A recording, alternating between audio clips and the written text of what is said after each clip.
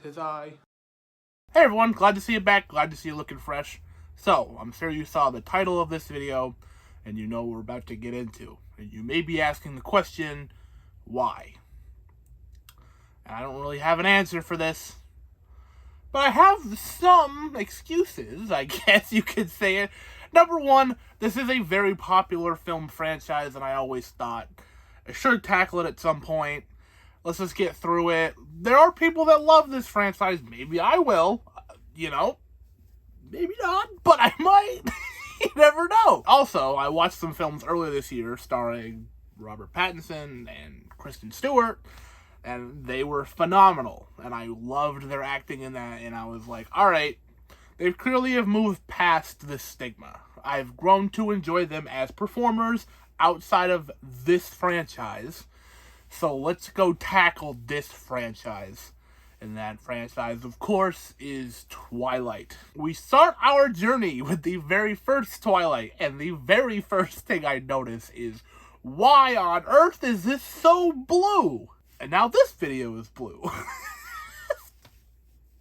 I thought it'd be fun. Let's make this video as weirdly blue-toned as the movie is. So for the rest of this video, we're going to be in Twilight Steely Gray, or whatever it's called. I don't know. Whatever they want to call it, the cool tones, because, I don't know, that's what gives this movie its personality. And the first movie, it's about what you expect. It's cheesy, it's silly, the acting is horrible, the effects are laughable, but it is a movie. That's what I was surprised by. I watched it, and I've seen some garbage in my time. And I've enjoyed my garbage in that time. But I was expecting some real low-level, like, why did anyone like this kind of stuff? But that's not exactly what I got. I got a healthy dose of the reason why I decided to show up fully, and that's to laugh it off. And I laughed a lot. And a plethora of other reasons, like just watching those vampires scuttle through the woods, the sparkle reveal, yeah, they sparkle, whatever. We've joked about that for over a decade. I'm over that, but the reveal of, like, him sparkling is supposed to be this grand thing. Good old Eddie. I'm gonna call him Eddie, alright? I'm gonna call him Eddie. And the other guy we're gonna call Jacoby. Those are our two teams. Are you Team Eddie or you Team Jacoby? I was Team Eddie, because Team Jacoby was a nightmare. And it was just so happened to happen. Team Eddie was winning from movie one, and he didn't falter at all. So yeah, this movie, what I wanted the most out of it is I wanted to see why they fell in love. And I didn't get that. I have no idea why Bella falls in love with Eddie in this movie. I have some of an idea of why Eddie falls in love with Bella, but I don't understand her fascination with him. She apparently loves that weird stalkerish, like, staring thing he does. She loves being called crazy. A little bit of gaslighting, I guess. That's her thing. I don't know. That happens a lot in these movies, too. It's just a weird, I don't know why she falls in love with these guys, but she does. I'm kind of all over the place, but that's my thoughts on the first one. And it just gets weirder from there. So the second movie, this Twilight New Moon. Yeah, this movie happened. Not a lot of if you're Team Jacoby, I'm sure this one's your favorite. If you care enough to really pick a team and really pick that team, this one's probably your favorite. Because Team Jacoby, he finally gets rid of that wig. This is the most forgettable. There was a whole section in which I thought was Brazil, but it turns out it was Italy. You can ask my friend who watches with me. I still don't get. I'd be laughing like crazy, and I would miss little details or bits and bobs here and there, and I'd ask him because he's seen these movies, and for some reason he decided to watch them again. But I would ask him, like, why are they here? What is this? And he would, like, clown on me because I should have seen why in previous scenes, but I missed them, but whatever. So I thought they were in Brazil, and this is one he just let me go. He let me rant and rave, why are they in Brazil? It makes no sense. Apparently they were in Italy the whole time, the whole thing, because there's a whole society of vampires, right?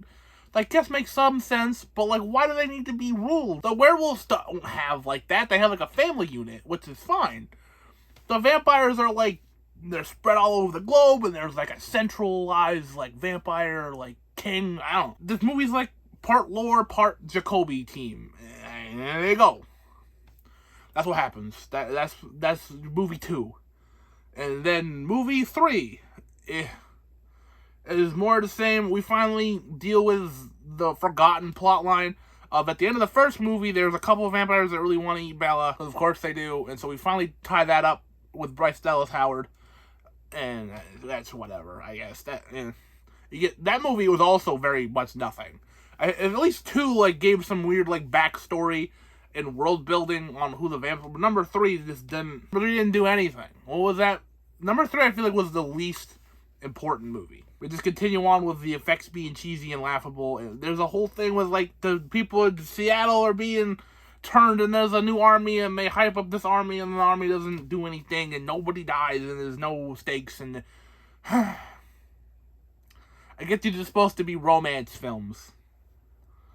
But what I don't understand why Bella loves either of them, either Jacoby or Eddie at this point. I get a little bit more of why she likes Jacoby, but it doesn't make any sense why she would turn on Eddie like that. Especially at the end of this movie, it doesn't make any sense. So anyways, we have the 4th movie, which the 4th and the 5th movie should have been one movie.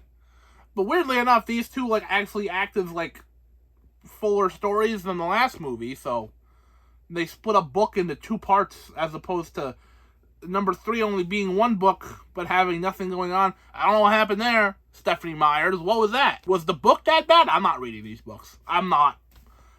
As much as I'm sure some people will tell me the book is always better, I'm not reading them.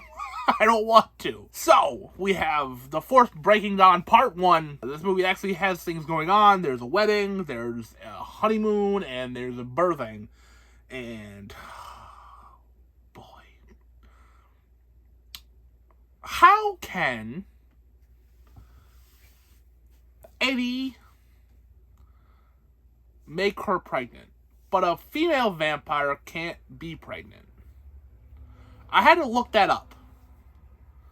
Because the movie, I don't think, explains it. My friend who has seen these movies couldn't explain it. But I had to look it up. And the answer was, happens, it's their venom that runs in their, instead of blood. It works as the male part, but because the female can't host the baby. The whole birthing thing seemed arbitrary. Seemed nonsensical. And once that baby showed up, it only got worse. I was hoping, these movies have been out for a while. I was hoping when the baby showed up, it would look like a gross, weird vampire baby. It didn't. What it did look like is a horrifying CGI Uncanny Valley abomination, which I hated looking at. And Jacoby, being that is a wolf, he imprints on a thing he loves, or a person he loves. He has to be with that person forever, I guess. So I guess that was your little through line of him and Bella are never gonna get together because he didn't imprint on her. But he imprints on her daughter, and I don't like it. I hated that. This whole movie was actually I'd say one of the better ones, but the level of quality is pretty consistent. But that really, was that bad? I did not like that. That almost made me throw up, legitimately.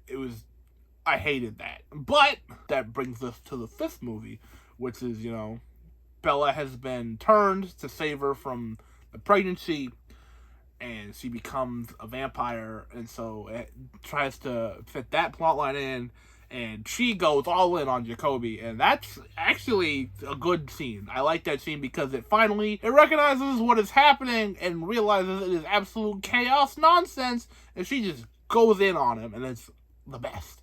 And it gives me my other favorite line. From the beginning, it was Nessie who wanted me there. Nessie? You nicknamed my daughter after the Loch Ness Monster? I think about this from time to time. Did Stephanie Myers write that? And we're yeah, that was where it was at. Or did she know it was a goofball of a line? Because I hope it was the second one. Because I give you props if that was the reason. Of course, this high society of vampires doesn't want this baby to exist because they think it's if you turn a kid into a vampire, it becomes some weird, unstoppable monster. So they have to come destroy it, but then they're oh no, it's not a vampire, it's a half-human, half-vampire, so it's fine. And they have this whole thing of, well, can you keep it from human society hidden well enough? And I'm like, why is that even a question? I feel like it shouldn't be any more of a question than can you keep any other vampire hidden from society for long enough to blend in? Like, why is it any harder for this kid to? It'd be probably easier to hide the kid away from society. Right? Because the kid grows up super duper fast, but like, you know, you're traveling through towns and whatnot. No one's gonna notice that the kid's, so many questions. So many unanswered questions. Rami Malek's in this movie. I'm falling apart talking about these movies.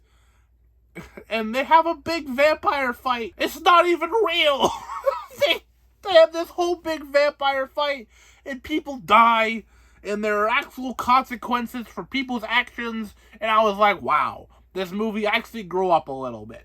Maybe this movie is actually somewhat whatever, as opposed to being hilariously bad, but of course not. Of course it was a fake out. This movie's gotta have its cake and eat it too. It tries to give you that satisfying, like, fight, and it's like, oh man, there's actual stakes here, but of course not. Why would there be stakes in these movies? Everyone's happy, no one dies, it's all good, everyone's going home, and then the movie ends. And so does the franchise, and I don't know if there's any more. I don't think so. I don't think there's any more plans for any more of these movies. I hope not. I think the worst part about these movies, and I mentioned this when watching them, is I can see that some of the actors are good actors. They're just underneath 3 layers of the script, the story, and their character. And they can't break free of those 3 levels of mediocrity, that's a nice word for it, to really shine. Because there was one scene where Eddie and Jacoby are talking, and I can see a little something from Robert Pattinson. And knowing, of course, he's Batman now, so that appeals much more to my taste. But, him in The Lighthouse, him in Good Times, stuff like that, he's great. And so I can see a little bit of actual acting chops when he's in that scene. So it makes it hurt worse when the rest of the movie is happening. And it just makes him look as bad as the movies are. And it stinks that he's stuck with that stigma, probably forever.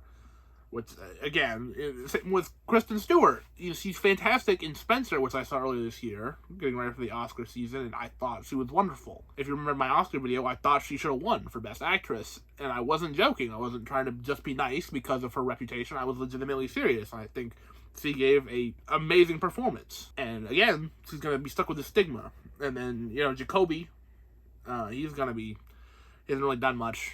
He didn't even come back with a Shark Boy Lava Girl sequel. Why not? What are you doing, Taylor Lautner? I think he has, a family now, and he doesn't really act as much. If that's true, good for him. He's retired. I'm sure he made his bag off these, and he can retire happy. But is he back? I've heard that he's, made a movie again recently. Thus concludes the Twilight series, and with it, my sanity.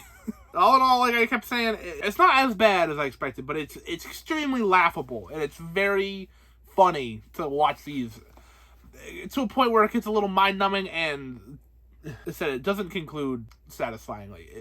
It very much is a fake out, and it didn't sit right with me. I wish anybody who likes these movies, good on you. I'm done after this. I might make passing comments, but I'm not gonna sit here and rip on these movies forever because, I gave them a mixture of a 2 and a 3 as going on, which are pretty bad scores, but they're not the slew of 1s I expected to give them. So, have you seen this beloved, much benign franchise? And what are your thoughts? Do you love it? Do you hate it? Let me know. As always, like this if you like this, subscribe if you haven't already, and I will see you at some point.